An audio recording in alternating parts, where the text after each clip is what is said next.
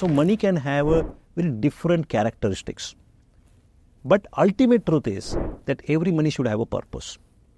And that purpose is that what are we expecting out of that money to work for you so that it doesn't remain over-allocated or under-allocated in a particular manner. Erstwhile days, it was very simple. You have money, go and buy a piece of land. Correct. Go buy gold.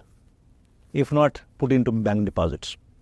Financialization of savings has actually made everybody think, and the size of the challenge and opportunity has significantly changed in the last 15 years. One has got 1 lakh and he has so many options today.